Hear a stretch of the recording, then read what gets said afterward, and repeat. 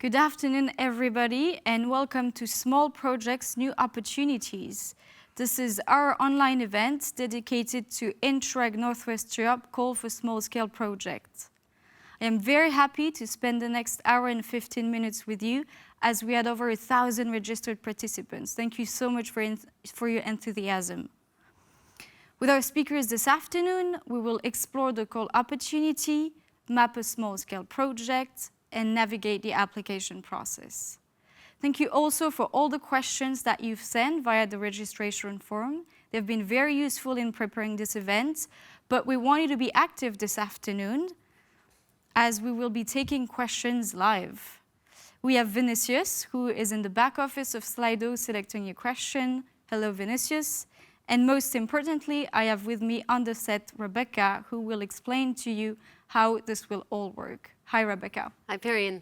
So we'll be using Slido this afternoon to answer questions and for you to ask questions. There will be a couple of polls, but mostly this will be used for your questions. So just to start it off, I hope you've all logged into Slido. The information should be on the screen. Has your organization benefited from Interreg North-West Europe funding in 2014 and 2020? Yes or no? Answers are coming in. So far, there are more no's than yes. It's interesting to know, since we're interested in having newcomers, new project ideas. Still coming in. Okay. So there are more no's than yes. Still. Okay, that's nice. Okay, so the next question. Why are you interested in the call for small-scale projects? Right here, just put in a word. Yes, okay. A lot of interesting words coming through. Fundraising, innovation, collaboration. These are words that we like to see. Education, energy, circular economy. There are some great, my screen just turned off. And there are some great words here. Hello from Cannes, hello. Okay, great. It's nice to see that collaboration is one of the biggest. Collaboration and cooperation are some of the most important words appearing on the screen. Thank you very much, Rebecca, and it's good to see that you are already very active on Slido and getting used to the tool. After the video, we will explore the call opportunity with Alexandre.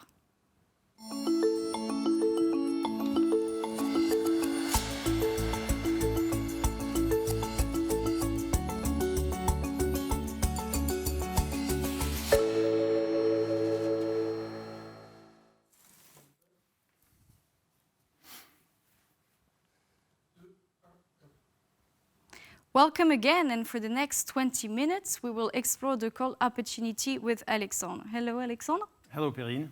So, Alexandre, you are head of unit at the Joint Secretariat for Development and Communication. So, as we've just seen, we have about 65% of newcomers this afternoon, which is very encouraging for our program. So, in this context, can you please present the key aspects of Interreg North-West Europe in 2021-2027? Yes, sure. Well, thank you, Perrine. I'm very pleased to be here. Yes, indeed, it's really nice and impressive to see that there are so many newcomers who are joining us today. It is, as Rebecca was mentioning, one of the objectives that we have for the small-scale project call. And I'd like to start, since we have a lot of newcomers, by reminding the broad framework of European territorial cooperation in which the Northwest Europe program fits. Because even if today we're going to be mostly talking about themes, about projects, about calls, about processes, it's really important for potential applicants to keep in mind what is the red thread of our program, which is that we are a cohesion policy instrument, a framework that enables to build and to strengthen cooperation between regions and cities, and to reduce territorial disparities. So then, why do we need to reduce territorial disparities specifically in the Northwest Europe area? Well, it's because Northwest Europe has been at the vanguard of industrialization and economic development for decades, if not centuries, but this came at a cost on the environment, on resources, on inequalities between different regions. And still today, substantial discrepancies exist between the different regions and cities of Northwest Europe. So based on that, or taking all of this into consideration, the overall goal of Northwest Europe program is to bring these regions and cities together to reduce the existing disparities by supporting a green, just, and smart transition in all the territories of Northwest Europe. So concretely, what does that mean for the Northwest Europe area? How does that translate into a program? Well, to start with the map, it's about bringing together 7 countries, Ireland, Belgium, the Netherlands, Luxembourg, parts of France, and parts of Germany, as well as Switzerland. So 2 differences with the previous program. One, which is rather obvious as a consequence of the Brexit. The UK has informed us that it would not take part in the Interreg North-West Europe program anymore. And also, there's 6 new regions that have joined us in the north of Netherlands and in the north of Germany, reinforcing to that extent the, let's say, continental dimension and northern dimension of our program. Our budget is of approximately 310 million euros for this programming period, with a co-funding rate of up to 60%. This applies for the small-scale project call as it applies for the regular calls. And also, it's good to keep in mind the fact that we are not ring-fencing any budget within this 310 million euros. It would be very surprising to allocate everything, but we are mainly ready to fund any project which will help us to reach the program objectives. So moving on to the themes, we have, for the small-scale project, as for regular calls, the call will be open to the 5 programming priorities which have been decided by your member states. These take in consideration the specificities of the Northwest Europe program in terms of pressure on natural resources, CO2 emissions, and that's why out of the 5, we have 3 of them which are focusing on the green agenda. The 2 others on innovation, resilience, and inclusiveness. For these 5 priorities include specific objectives, 9 of them in total, and projects, small-scale projects, will need to select one of these specific objectives at the start of their application. And obviously, they will need to contribute to these specific objectives. So going into a bit more detail on these specific objectives and what we expect on each one of them, on the first one, climate and environment, we will be seeking to fund projects which will, on one side, enhance nature protection, biodiversity, and pollution reduction. So, for example, projects that improve or maintain green and blue infrastructure, or that will reduce air pollution, for example. And we will also look at climate adaptation and disaster risk prevention and resilience. So, for example, projects that will contribute to mitigating heat stress, flooding, or that will simply promote water management, sustainable water management. Then, on energy transition, we have 2 specific objectives here.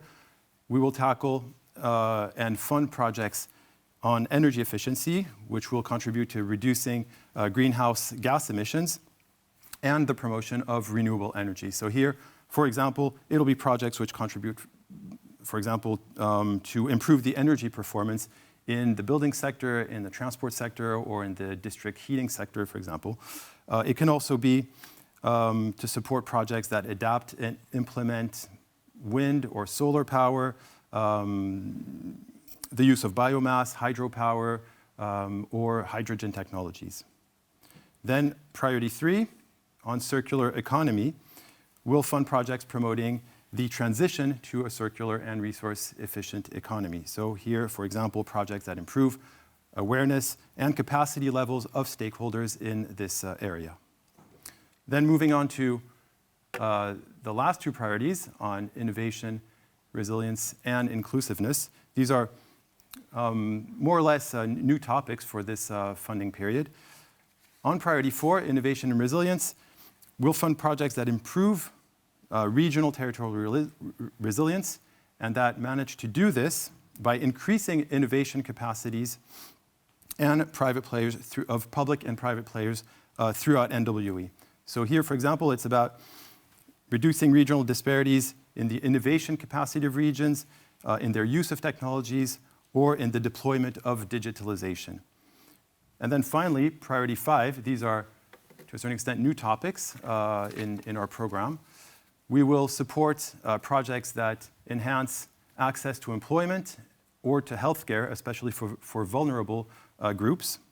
And we are also tackling 2 topics which have particularly suffered in the COVID period, culture and tourism, as a way to improve economic development, social inclusion, and innovation of all the different Northwest European areas. There. And just to finish on the overall presentation of the different program priorities, I want to insist on what the program is looking for across all priorities and projects. This will be developed a bit further, but really these are the 3 keywords that you need to keep in mind: territoriality, cooperation, and impact. So by territoriality, we mean that when you develop your project, your need has to be specific. The need identified has to be specific to the Northwest European territory, to some region and to some cities. And you will need to explain this specifically in your application form. We're also expecting that the solutions and approaches that the project is developing will be implemented and will be having an impact on these specific territories also. Then concerning cooperation, this means not only doing something at local level, being place-based and exchanging experiences, but also actually doing things together. So jointly designing, jointly developing, and jointly implementing these strategies, approaches, solutions that your project will be working on. And then finally, concerning the impact, we are obviously not a research program, and we are looking for projects that have strong results, that have a tangible impact on the ground, and that prepare for the uptake and rollout of the results that are achieved by the end of the project period. All right, Alexandre, so you have told us which territory our program covers, which thematic priorities we are interested in, as well as what the program is looking for across all of the priorities. So in this framework, what would you say is the added value of having a call for small-scale projects?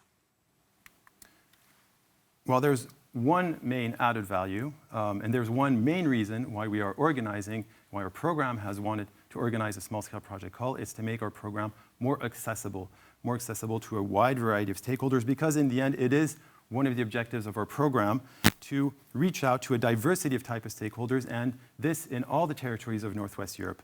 So we're using the small-scale project call as a tool to reach this objective, because we've also noticed that for some organizations, and for a variety of reasons, it has been more challenging for them to participate in our program. In terms of type of stakeholders, we've noticed, for example, that public authorities, NGOs, associations have been less numerous in proportion than other types of stakeholders. So we are specifically in this call looking to attract these types of organizations. And then more generally, we also note that organizations which are unfamiliar with our program, that have never applied to Northwest Europe in the past, organizations that have relatively limited capacities, or that are just, for example, seeking results in a shorter time frame, they will have a tendency to find our program a bit more challenging or a bit more difficult to access. And all of this in a context, as I mentioned previously, where our program is tackling some new topics like culture, like tourism, like biodiversity, or climate adaptation, which means inevitably on these topics, the need to reach out to new organizations. So there. For all these reasons, we thought it was interesting and necessary to have a different type of call, which would broaden our reach out and facilitate the access to our program. And we're doing this for the 3 reasons that you can see here on the slide: allowing projects with reduced scope, size, and duration. We also think that the small-scale project call will help in proposing a simplified project application and implementation process. And finally, the small-scale project call also offers, for many projects, a stepping stone to go for a bigger, more ambitious project in one of our future regular calls. And last but not least, I would also add that the small-scale project can also be an opportunity to be a follow-up of a very successful project, either in the 5B period or maybe in the future when we organize other small-scale project call, it can be a follow-up of one of our successful 6B projects. All right, so our number one objective is to make our program more accessible, Alexandre. Then who are we targeting? So who are we targeting? Here we're getting in the details of this small-scale project call. Actually, it is not so different than a regular call. One of our characteristics of our program is that we are open to a wide range of organizations, and we will continue in the framework of this call. We want local, regional, national authorities, universities, public research, SMEs and business support organizations, as well as sectoral association NGOs. Because we believe that involving this variety of type of stakeholders, whether it's for a regular call or for a small-scale project, will enhance the impact of the projects on cities, on regions. However, involving a variety, or the quadruple helix as you see it here, is not an absolute obligation, especially for small-scale projects where you have a reduced scope, size, and duration. The most important in the end is that you identify clearly the partners that are needed to reach your project objective and to bring these together. So on the one side, it is good to bring a wide variety of projects together because it'll enhance your impact. On the other hand, do what is good or what is needed for and to reach your project objectives. And then from an eligibility point of view of who can apply, we are in the same or similar framework as in our regular calls. We are looking for 3 partners from 3 different countries. At least 2 of them need to be from the Northwest Europe area, and organizations outside the Northwest Europe area can join if that is well justified, meaning if you are able to say or to explain that the competences from that partner outside the area could not be found in the Northwest Europe area. And then finally, the roles. We have 3 roles as for the regular calls.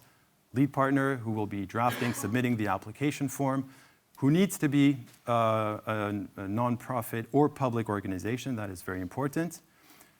And then project partners and associated organizations, which can also compose a small-scale project. But there again, and I think it'll be repeated by other speakers today, all of this has to be taken into good consideration the fact that we are in a small-scale project, reduced scope, size, and duration. All right, so the call is open to all stakeholders, Alexandre, you said, with a specific encouragement for public authorities and not-for-profit organizations to apply. Thank you, Alexandre, for this framework. Rebecca, do we have any reactions to Alexandre's presentation? Yeah, thank you. We have a lot of questions coming in, a lot of great questions coming in. You just answered this one, but we'll ask again. It's important to repeat the information. How many partner countries need to make up a consortium as a minimum for this call? 3 partners from 3 countries and at least 2 partners from the Northwest Europe area. Okay. Next popular question, is there a budget limit for the project's application? Yes, there is a budget limit. It's maximum 800,000 euros total eligible cost. But yeah, there is a limit. It's between 200,000 and 800,000 euros total eligible cost. Great, thank you. I think we have time for another question, another couple questions. Is there any NWE regular informal facility for potential partners to meet and discuss thematic project ideas, like a virtual monthly coffee shop? Well, that's an interesting proposal, a virtual coffee shop. No, we don't have that exactly, but we do have an online community platform that we have reset specifically for this small-scale project call. And it's a place online where any potential applicant can register, can post their project idea, and even if they don't have a project idea, they can still register and just be there and make others aware that they are potentially interested in joining a project idea. So this is a very useful tool, and I really encourage all the applicants that are interested in joining a project idea for the small-scale project call to register on this online platform. Just go on our website.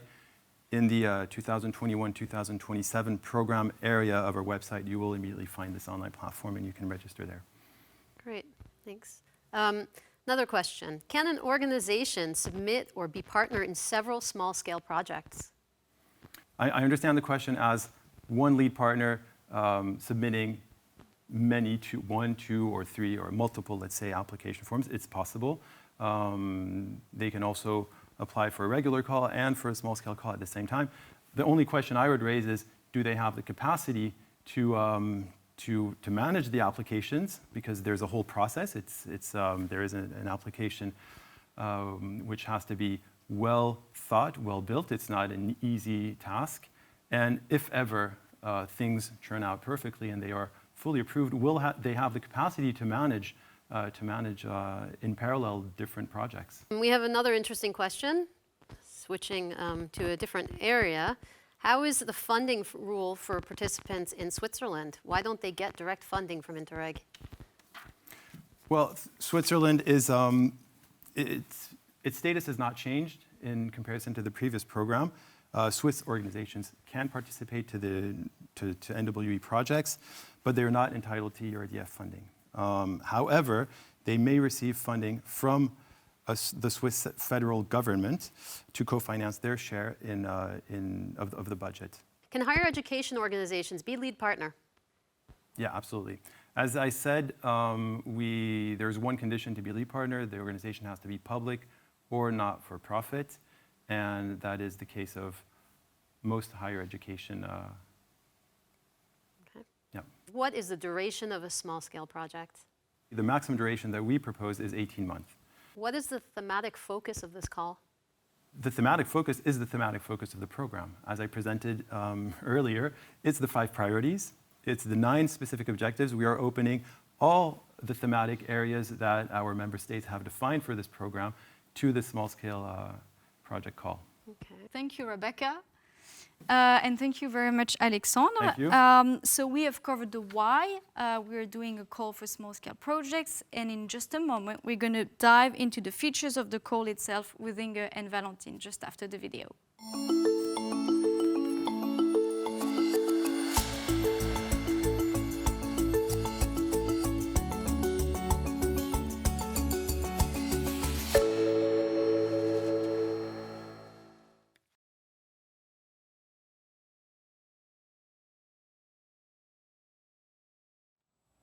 Hello again. In the next 25 minutes, we will map a small-scale project with Inge and Valentine, who are on the set with me. Hi, Inge and Valentine. Hello. Hi, Perrine.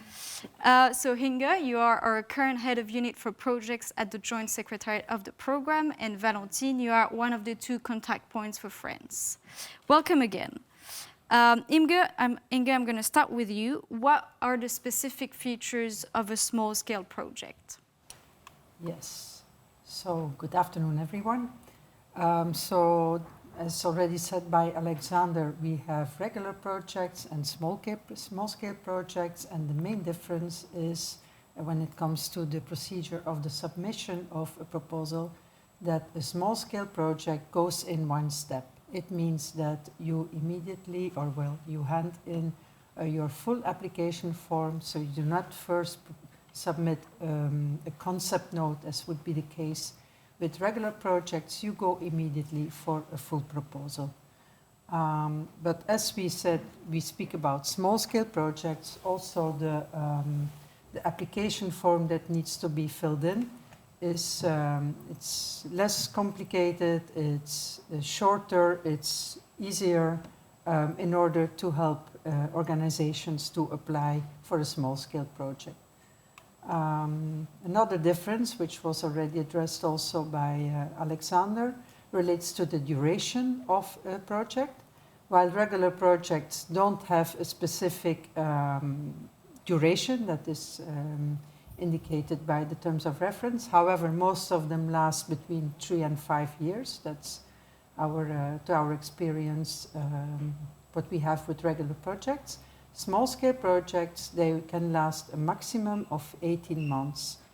18 months, it means between the date of approval and the date of handing in the final report of the project. So at the end, it's not really 18 months of implementation, it's a bit shorter. When we speak about the partnership, as also was already mentioned before, you need to be at least 3 partners from 3 different countries, of which 2 have to come from the Northwest European area.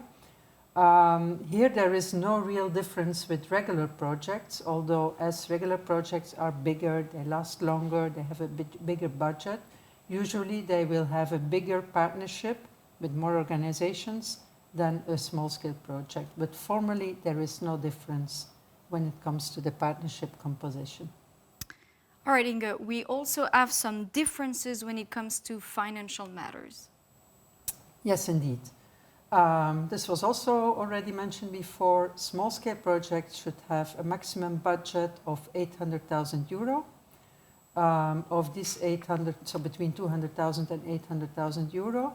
And of this, a maximum of 60% can be co-funded by the ERDF, which means that projects have to come up with 40% of match funding. When we speak about how a budget should be set up, also here we try to make things as easy as possible for small-scale projects. It means that the only thing that really needs to be addressed is the costs for the staff, so staff members of the organization. So a brief description will need to be provided for the staff involved in the project. And then on top of that, when you have quantified the amount that is required for your staff cost, automatically a 40% flat rate is added to that to cover all the other costs that a project might have, like equipment, travel and accommodation, external expertise, just to give some examples. On top of that, for successful projects that get funded, they will also get reimbursement for the preparation, the effort that they made for the preparation of their application. So that means that 6,000 euros, is recognized, of which 60% will be paid out to the project, which is 3,600 euro. That is paid out on top of the cost of the budget of the project. And last but not least, expectations during the lifetime of a project are particular for a small-scale project. Yes, so small-scale projects are small, should be focused, are short, so they should focus only on one specific objective. So they will have one work package instead of up to 3, like for regular projects. The work package will be articulated in a number of activities, which will each have a number of deliverables, and they will all contribute to one type of project output. That can be either joint strategies and action plans, or pilot actions that will lead to solutions, or capacity building and awareness raising activities that will mainly address trainings and training activities, while all of them will anyway contribute to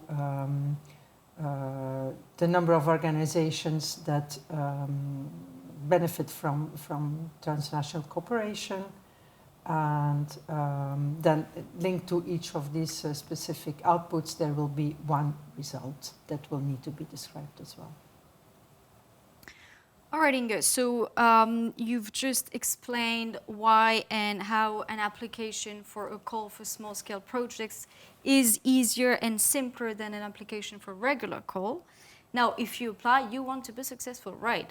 So turning to you, Valentine, what are the ingredients for success? So probably you have noticed from now that we are here in Interreg North-West Europe in a transnational program.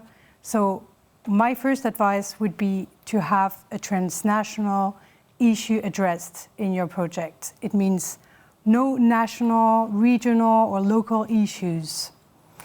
A second keyword is cooperation. This is the case for every Interreg program, and North-West Europe is no exception. So here as well, when you write your application form, I will strongly advise you to know and to be able to explain why transnational cooperation is needed. But is that enough to have a successful application? No. You need to contribute to Interreg North-West Europe objectives, so the program objectives. Alexandre explained it very well. We have in our program 5 priorities and different specific objectives. You have to choose one of them, one specific objective, and then you will have to define your project objective accordingly. So your project objective has to be well defined, but it also has to be achievable, realistic, as well as your outputs and results. So achievable, realistic, and also quantified. I'm coming back to that point in a minute. All right, Valentine, is there anything our applicants should avoid? Very good question, Perrine. Thank you for asking. Yes, I would say do not reinvent the wheel.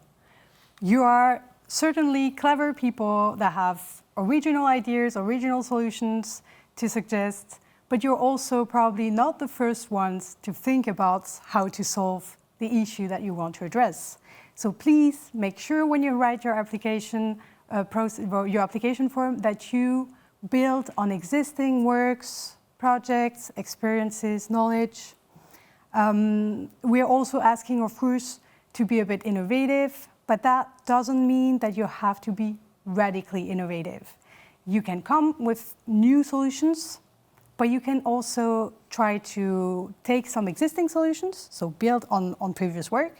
For example, I would say some solutions that exist in Germany that have started to be developed there, and then try to implement them in pilot sites in France, in the Netherlands, for example, and to develop and to do it jointly, of course. This is very important. So in a cooperative way. And speaking about cooperation, you have, when you say cooperation, you think about a partnership, right? So how do you build your partnership here as well? As Inge already explained it a bit, you have to have a very focused partnership. So make sure that everyone that is on board is here for a reason, has a specific role that you have well defined, and make sure that everyone has specific contributions, so specific competencies that will help you reach your project objective. In other words, especially for this call, I would say have a very focused partnership, because you do not have a limitation in terms of partnership, so partnership size is unlimited. But of course, as Inge explained, you have a budget limitation, you have a time limitation, time restriction. So take this into account when you build your partnership. And last but not least, last advice would be to have a strong intervention logic. So you have a transnational issue, Northwest Europe needs, that is addressed. Then you have a project objective that is achievable, realistic, well-defined, and then you will have outputs, results that are as well achievable, realistic, and well-defined. And then I would really encourage you to think about tangible changes that you want to see. Why do you need to do this project? What sort of social impact do you want to see?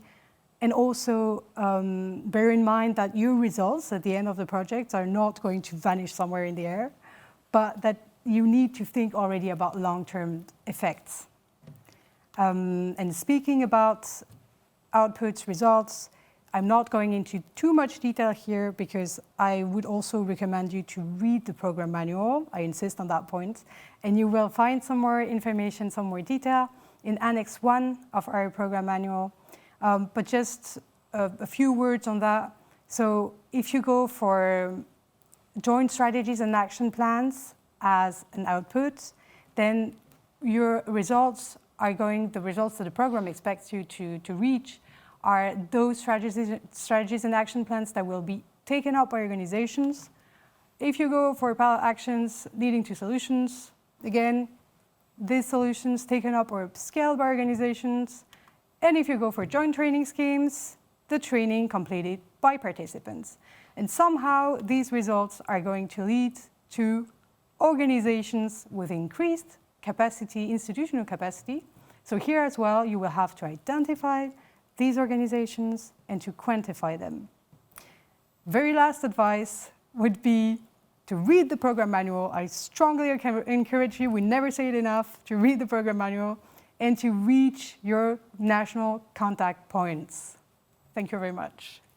All right, thank you, Valentine. I'm going to add two other key takeaways from what you have just told our participants. So you make sure your project's objectives and results are in line with program's expectations, and put transnational cooperation at the heart of your project. It's essential for Interreg North-West Europe.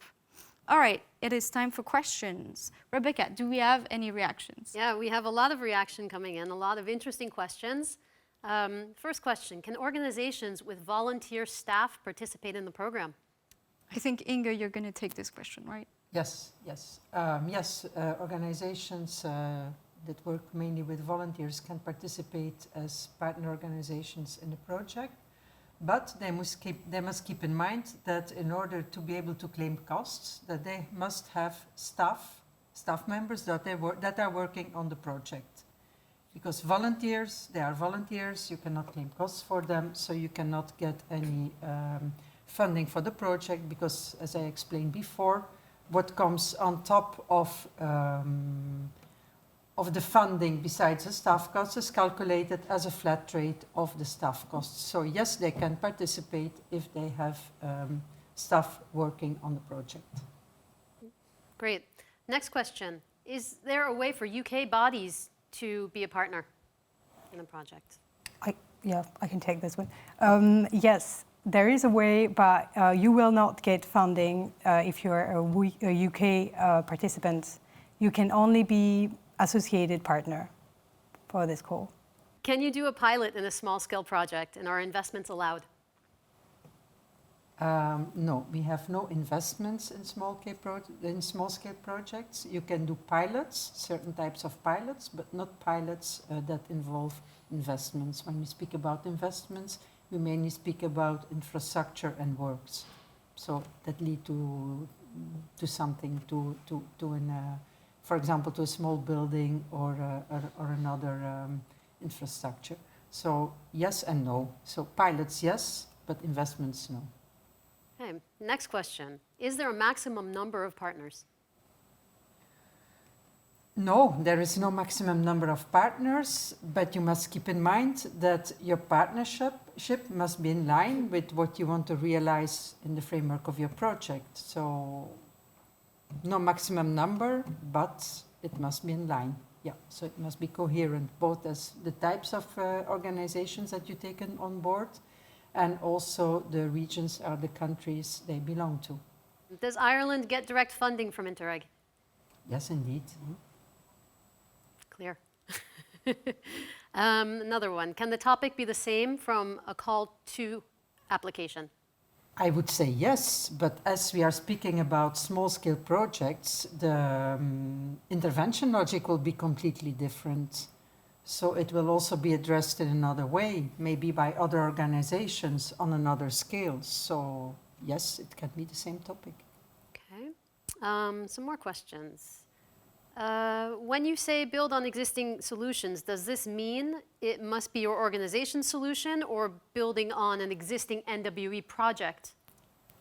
It's either an NWE project, but it can be a European project, it can be a national project. Every knowledge that exists on your topic, every project that exists on your topic. So, yeah. Great. Some more questions. Are there still calls for regular projects in Interreg? Yes, we are just at the beginning. We just had 2 regular calls, and for sure a couple of regular calls are still coming. Yes, so just a reminder, the call for small-scale projects, it is call number 3, and we'll have call number 4 by the end of the year, regular projects. Exactly. But an applicant can apply to both. Yes. All right, more questions, Rebecca. Okay. What is the difference between a project partner and an associated partner related to funding? An associated partner doesn't have any ERDF funding, whereas a partner does. Yes, and on top of that, an associated partner can come from any country, I would say theoretically from the world, but of course it has to make sense for the project. So there is no geographical limit to associated partners. They do not get any budget, but their travel and accommodation costs can be covered by the partner, by any of the partners of the partnership. Another question, will there be any assistance during the submission phase from a Lille-based project official, like in the large projects? So will projects be getting support from the Secretariat or the contact points? Yes. Yes, They do. this is what I say. You have to reach your contact point. Please use your national contact points. We're here to help you and to help you get through for a successful application. Yes, and contact points can give tailored advice, right, to our project applicants, and they're reachable via email, via phone, and I think Helen in just a few minutes will give you more information on how to reach out to them. Rebecca, do we have any more questions? Yeah, we have one last question for the moment. Are public bodies other than authorities eligible? Yes, all public bodies are eligible for participating in projects. And I want to add something about that. Like, for example, national bodies that are not based in any of the eligible regions, like, for example, in Germany, I can imagine that national bodies could be based in Berlin, while Berlin is not part of the Northwest European area. They can participate in the project without any problem, as long as they specify the reason why they are participating in a project. So there is no limit to that. We still have time for one more question if we have any more, or are participants running out of idea for questions because Inge and Valentine have covered everything? Rebecca. Yeah, we have a question here, a new question. Any tips on how to find the right partners? Join our online community. You will find lots of other organizations. Yes. And if not, ask your contact points. Exactly. They have a lot of information as well. You can submit your project ideas on the community, also see what other applicants are thinking about, maybe mutualizing forces if it's relevant, and you can contact a certain number of organizations to find partners for your project. So yeah, go online, it's on our website, there's a link to the community, and it's going to be very useful, for sure. Thank you very much, Inge and Valentine. So we have covered the why, a call for small-scale project, what the specific features of the call are, and after the video, we will go into the how and navigate the application process with Helen.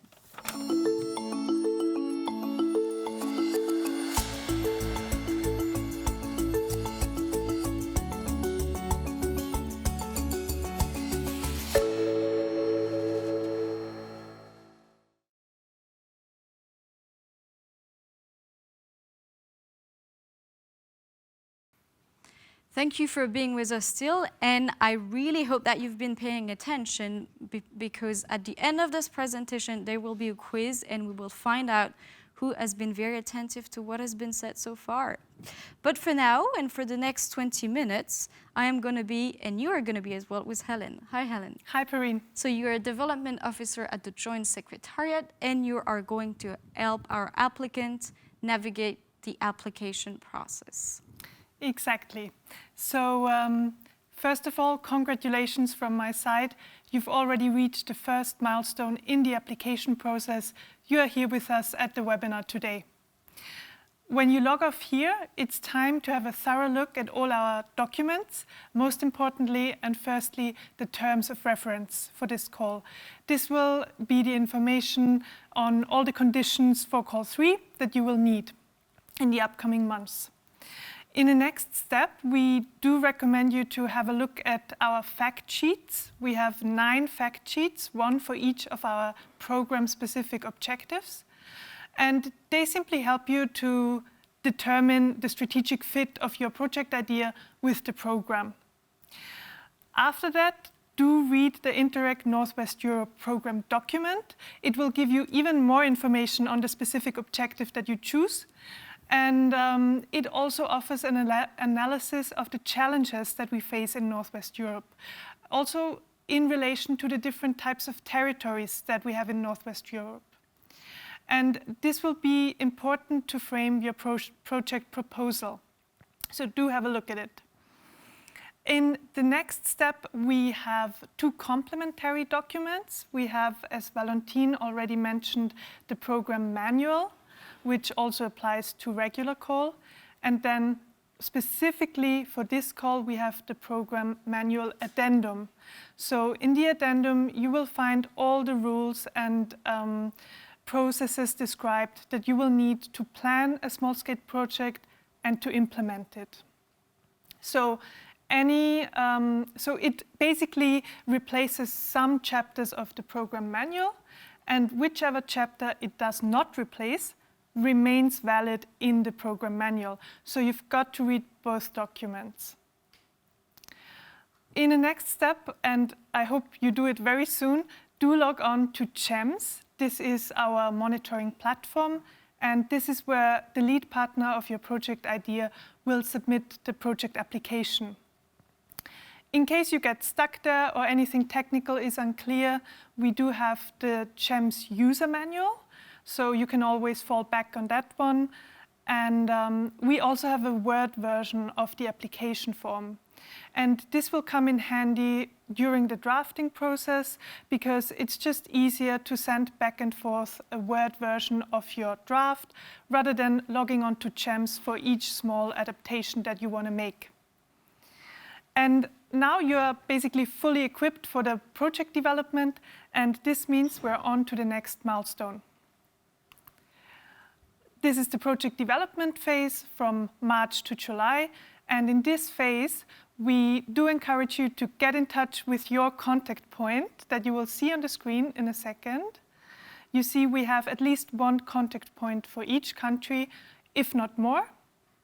And the contact points have the knowledge and the experience to make sure that your project proposal will be in line with the program's requirements.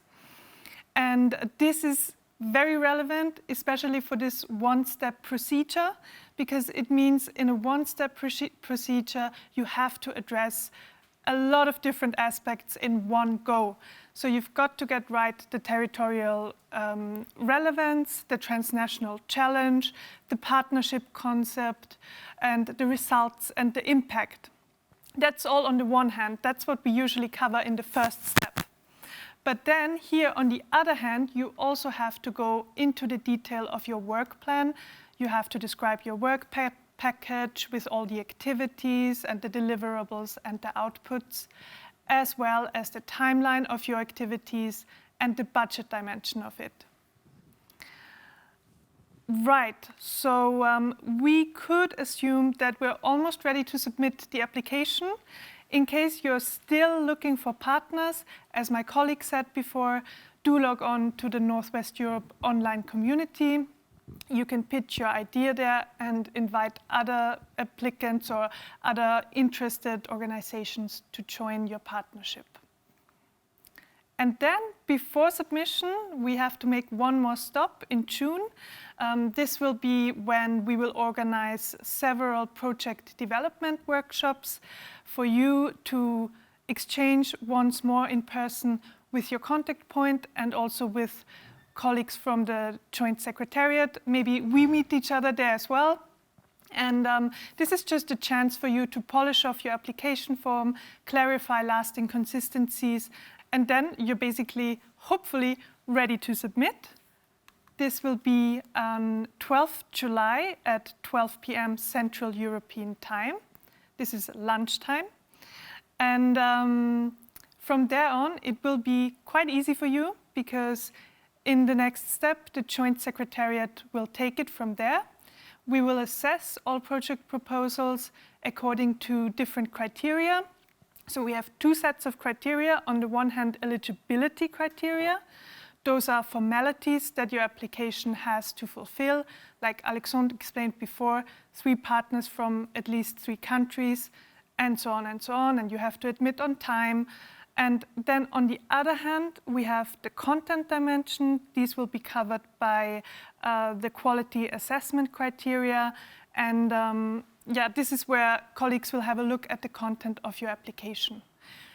And you will find both sets of criteria in the program manual addendum. So also have a look at those very early on because they will be useful guidance for you. And finally, in October, November this year, our monitoring committee will meet. Those are the representatives of our member states in the Northwest Europe program. And they are the ones to decide which project is approved or rejected. And either way, you will be informed of the decision within 2 weeks of the monitoring committee.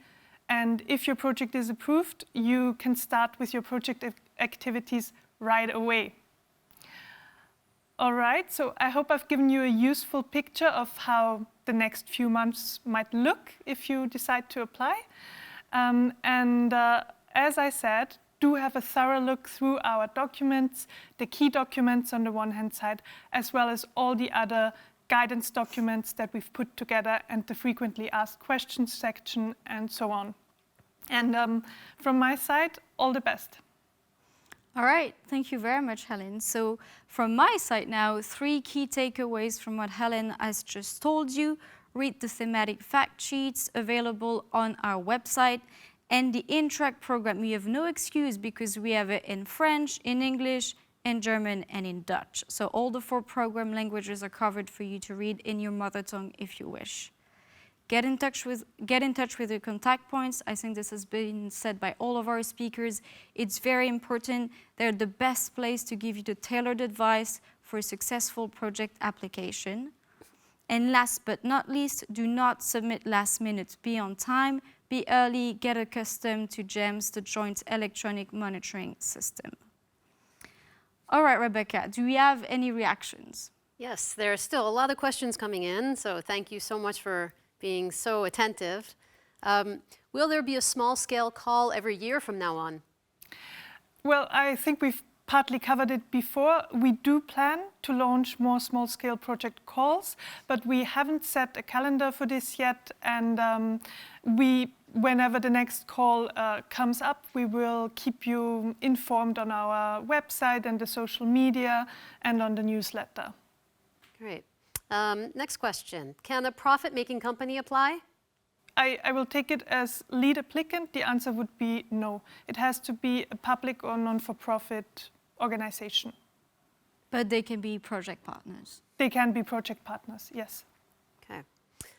Is there a proposal form available for download, and do we apply using EMS? No, EMS is from a different age. It's the last programming period.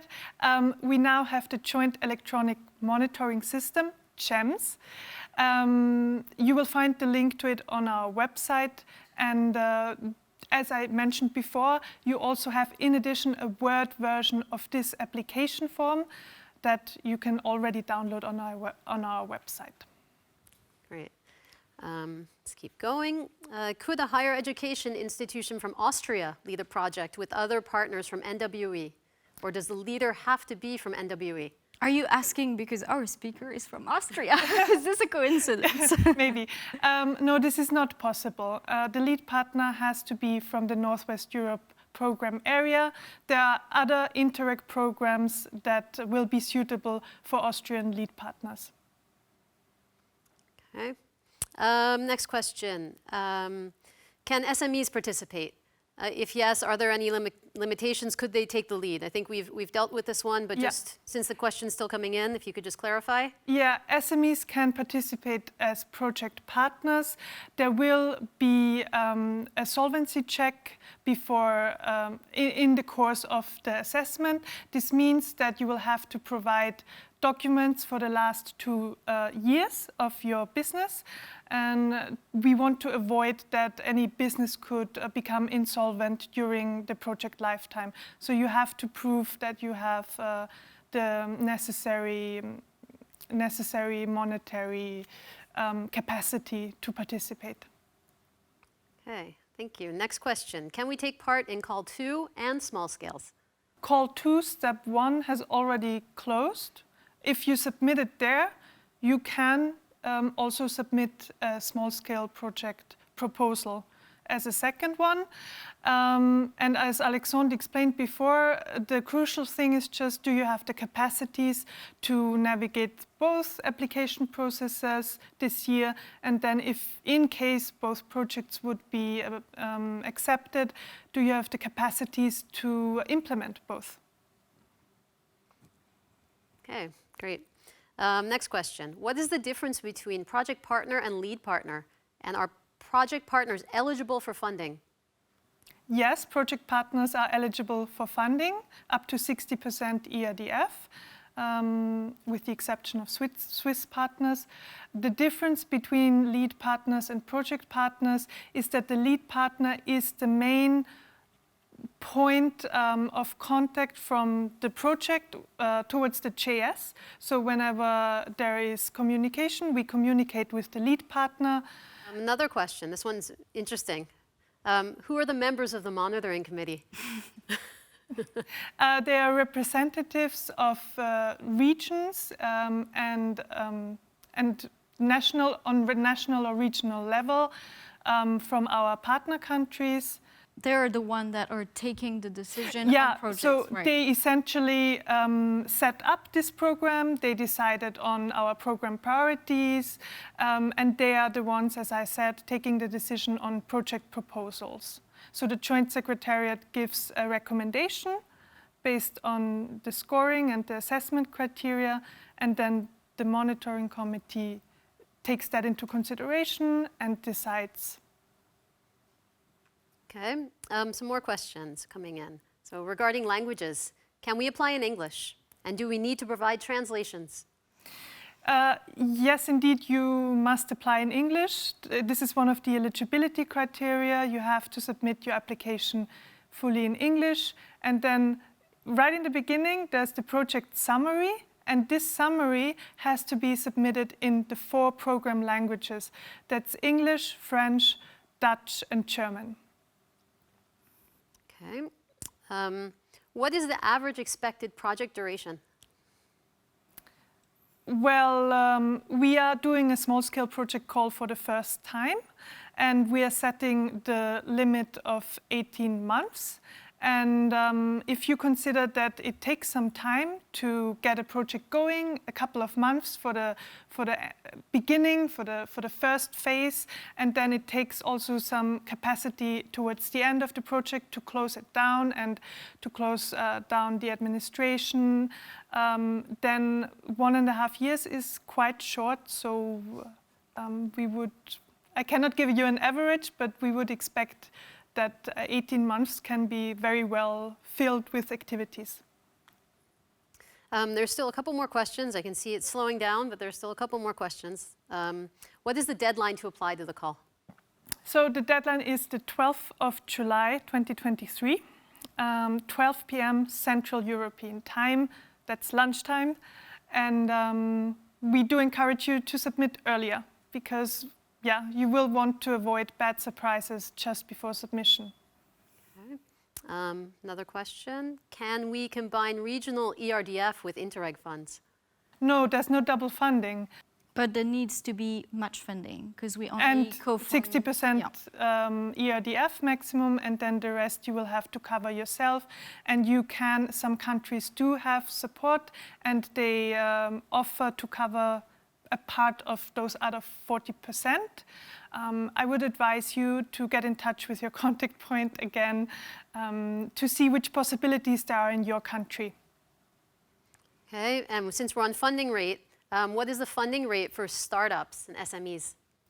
The funding rate is the same for everyone except Swiss partners in our program. It's 60% maximum, and we don't differentiate between startups or other partners. There is a support for micro enterprises and advanced payment that you can apply for, and I would say do look it up in our program manual. Okay, and it looks like we have one more question. Will there be several calls for small-scale projects during the program period, or is it a continuous application process? It's not a continuous application process. It seems that many people are very interested. That's good to hear. It's not continuous. This is the one first call that we launch and that we have this year. And we are also learning from this, and based on our learnings, we will then decide when and how the next small-scale project call will be launched. So do keep up to date on our channels. All right. Thank you very much, Helen, for My all pleasure. these answers. And it's already time to wrap up the event.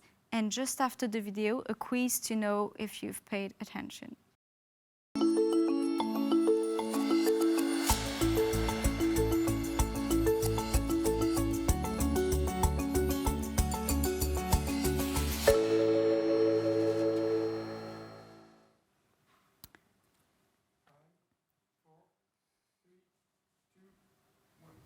All right, we have a winner among all of those who are watching us this afternoon, and we will now find out who has been the most attentive to what has been said by our speakers. Rebecca, it's time for the quiz. Okay, I'm just going to wait while people join.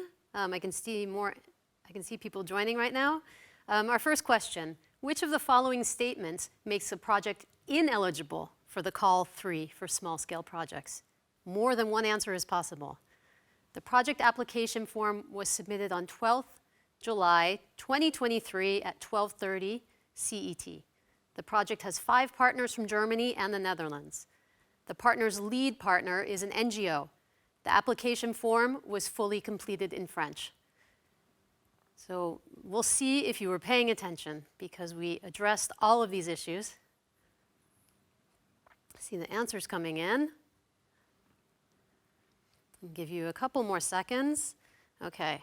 Can I have the results, please? There, we have the results. So, the results. The project application form was submitted on 12th July 2023 at 12:30, lunchtime. Central European time, correct. The project has 5 partners from Germany and Netherlands. That is possible. Yeah, but we need to have 3 countries 3 involved. countries. Yeah. So, as we said earlier, the application form needs to be in English. There is a section in French. Project's lead partner is an NGO. Yeah, this is right, absolutely. Yep. Yes. So there were 3 answers that would make the project application ineligible because you need to submit at noon CET on the 12th of July. So, next question, please. Which of these statements about the call for small-scale projects is not true? Your partnership should be focused to reach your project objective. Project budget cannot exceed 800,000 euros. You can choose up to 3 types of outputs. You should read the program manual. So, answer this question. We'll wait a couple of seconds while you answer. You can see answers coming in. Okay, let's, can we see the results? So which of these statements about the call for small-scale projects is not true? Yes, 93% answered correctly. You can choose up to 3 types of outputs. No, 1 type of output. Next question, please. Which support tools are available in the project development phase? More than 1 answer is possible. So there are fact sheets on program-specific objectives, individual guidance provided by contact points, the NWE online community platform, and a handbook on James. So this is a tricky one. We'll see if you were paying attention. Give you a couple more seconds to answer the question. There's still answers coming in. Okay, can we see the results, please? Correct. So, we do have fact sheets on program-specific objectives. Those are available on our website. Individual guidance provided by contact points. I will insist on that. Please contact your contact points. And there's the NWE online community platform. We don't know who James is. The platform is called GEMS, J-E-M-S, not James. And I think that's it. Do we have a winner? Let's see if we have a winner. See who our winner is. Congratulations across limits. All right, Across Limits Ltd, we hope this is the first step towards a successful application. Thank you everyone for joining us this afternoon. All information on the call for small-scale projects is available on our website, nweurope.eu. The recordings of this event will be available shortly, and you will receive a link via email. You can sign up for updates and get all the news on Interreg North-West Europe on our website, but you can also follow us on social media. We're using LinkedIn and Twitter. Thank you so much to Vinicius, who's been selecting your question, and thank you, Rebecca, for being on the set with me this afternoon. Perrine? Thanks again to all of our participants. We hope that you enjoyed the event, and we very much look forward to receiving your applications.